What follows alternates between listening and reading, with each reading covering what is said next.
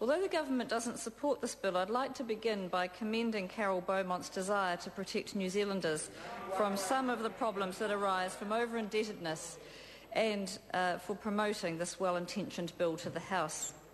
Credit, Mr Speaker, is an important part of everyday life. It provides flexibility for consumers to access goods and services and enables increased participation in the market. But in the current economic climate, many consumers face greater challenges in accessing, using and repaying credit. Care is needed to ensure that consumers can access credit and also use and manage that credit appropriately.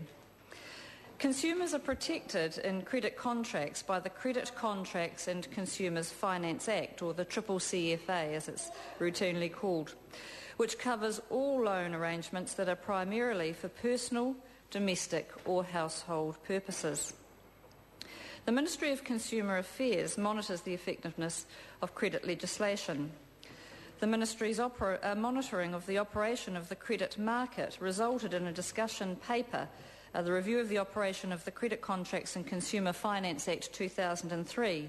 It was released in 2009 and the paper addressed many credit-related matters, including those raised in Ms Beaumont's bill. This bill is promoted as a solution to the problems in the areas of fringe lending. It has four main features. The first is introducing a cap on interest rates. The second, requiring lenders to reasonably believe borrowers will be able to repay loans. Thirdly, limiting what lenders can recover should a borrower default on loan repayments. And lastly, allowing pawnbrokers to charge administration fees. I'd like to address each of these four parts in turn. Ms Beaumont argues that capping interest rates will prevent excessive or exploitative profits being made from disadvantaged and vulnerable groups, and points to caps in other jurisdictions, as we've just heard, such as the United States, the United Kingdom and most Australian states. But the Australian Government, Mr Speaker, is currently reviewing the effectiveness of interest rate caps and has stopped the introduction of further caps in order to monitor the effects of those already in place. The Ministry of Consumer Affairs is monitoring the outcome of this review.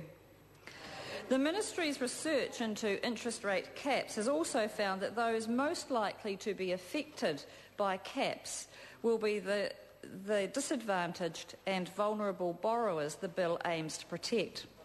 A possible unintended consequence of interest rate caps is that set too high, and I would suggest that 48%, as Ms Beaumont promoted as a reasonable amount, is too high. If it's set too high, the cap could become a target. In fact, a government-approved target set too low, Mr Speaker, the cap could result in a decrease in the supply of credit, which would disadvantage those who most require it. Ms Beaumont's bill also proposes the introduction of responsible lending obligations to ensure credit providers do not provide. It seems the opposition doesn't really pay much attention to what the government wants to do, despite Ms Beaumont's intention to hear that. Ms Beaumont's bill also proposes the introduction of responsible lending obligations to ensure credit providers do not provide or suggest unsuitable credit.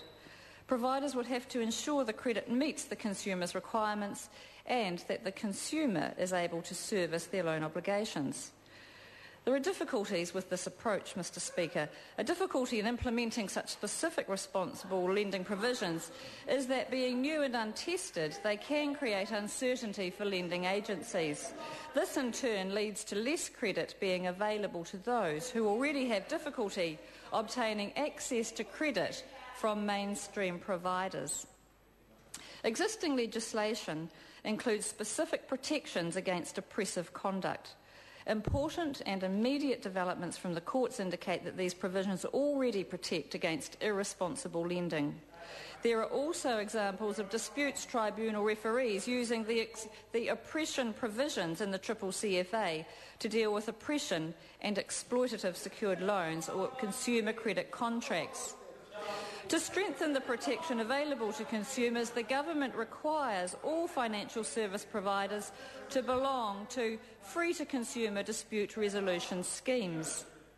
The Ministry of Consumer Affairs is also considering the introduction of protections against unfair contract terms in the Fair Trading Act. The third feature of the bill seeks to limit the value of a debt owed to the value of the goods at the time of enforcement. Ms Beaumont argues that this will curb some of the excessive actions of fringe lenders and repossession agents. This, Mr Speaker, is simply misguided. For example, if a consumer buys a $3,000 TV under a no payments for 2 years interest-free finance deal and there reneges after 2 years, the creditor would only be able to recover the current value of the TV, which would only be valued at about $1,500 by this point in time, half of what it was. The retailer has effectively paid the consumer $1,500 to look after its TV and provide a free pickup service to get it back. What would the incentive be, Mr Speaker, if this was put in place? No one would bother paying anything. Such a clause could encourage non-repayment of loans and potentially cause a collapse in the consumer finance market. As part of the Ministry's CCCFA review, the Government is looking at better listing and description of security items to prevent lenders seizing anything and everything, and proposals include giving responsibility for the enforcement of the Credit Repossession Act to the Commerce Commission.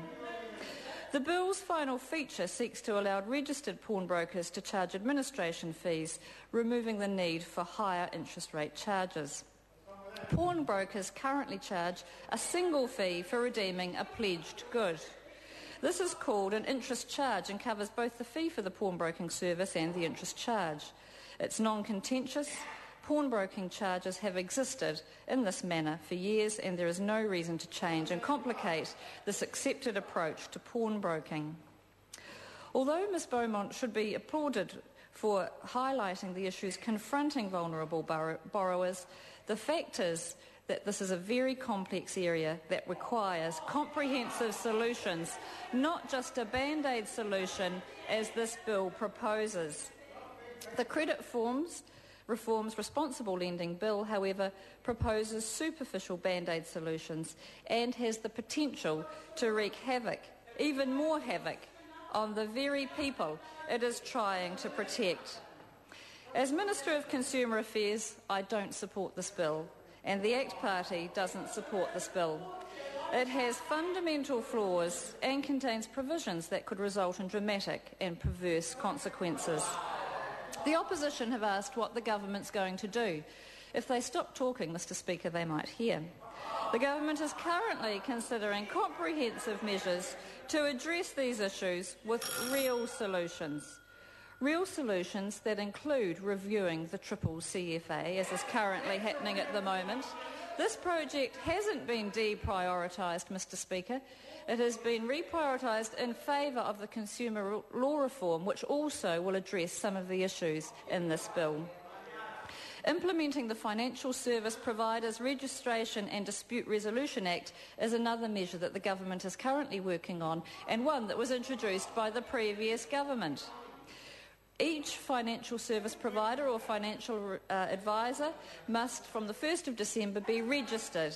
They must also, in order to be registered, belong to a disputes resolution scheme, which will give consumers far more protections than they have ever had previously. And quite why the previous government didn't put this in place much sooner is beyond me.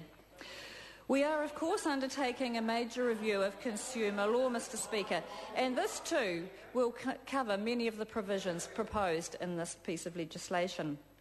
A discussion document is out at the moment and the submission process is underway, and I look forward to people like the bill's author putting forward a written submission in this discussion.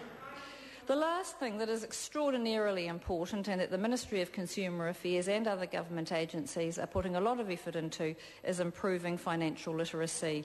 Arming consumers, Mr Speaker, with the means and the wherewithal to recognise for themselves those sort of credit provisions that they should entertain and those they shouldn't will go a huge way to dealing with the unscrupulous lenders that we know do exist.